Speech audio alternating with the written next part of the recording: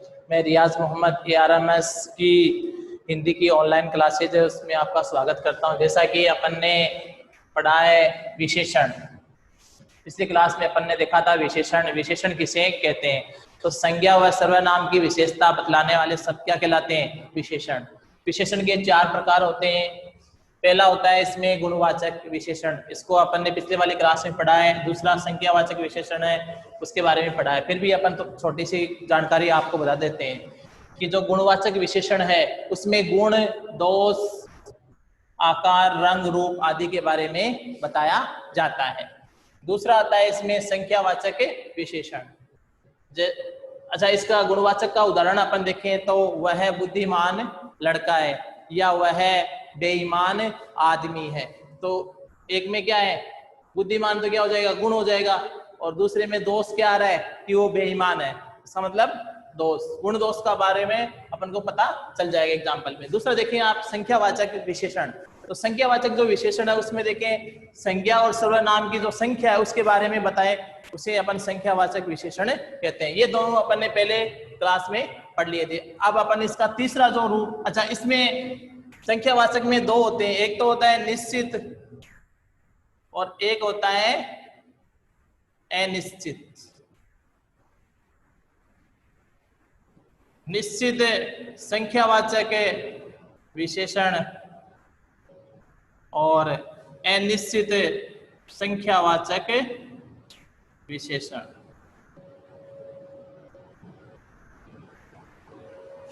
जिसके बारे में अपन को निश्चित संख्या के बारे में पता चलता है उसे निश्चित संख्यावाचक विशेषण कहते हैं। और जिससे संख्या के बारे में पता नहीं चलता है, जैसे कुछ होता है, कुछ रुपए मुझे दो, तो इसमें रुपए की क्या नहीं है? निश्चित संख्या नहीं है। मुझे 10 रुपए चाहिए, ठीक है। इसके बाद में अपन देखें परिमाणवाचक विशेषण।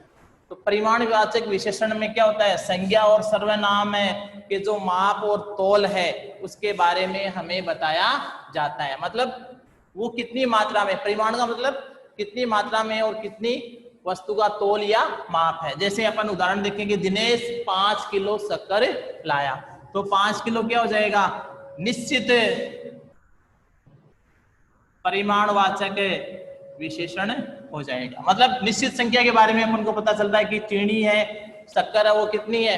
5 किलो ही है।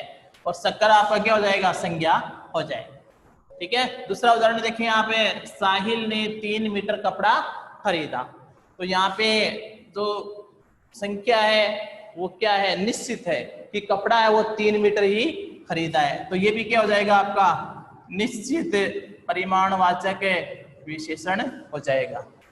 तीसरा उदाहरण देखिए यहाँ पे, राहिल ने थोड़ा कपड़ा खरीदा। अब यहाँ पे थोड़ा का मतलब क्या होता है?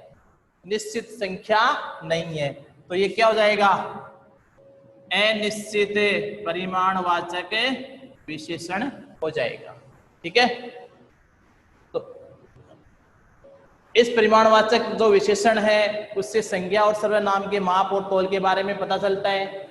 ये परिमाणवाचक विशेषण भी कितने प्रकार का होता है? 2 प्रकार का होता है, निश्चित और अनिश्चित परिमाणवाचक विशेषण। निश्चित संख्या के बारे में बताया जाए तो निश्चित परिमाणवाचक विशेषण, और जिसके बारे में अपन को संख्या के बारे में पता नहीं चले तो उसे अपन कहेंगे अनिश्चित परिमाणवाचक विशेषण।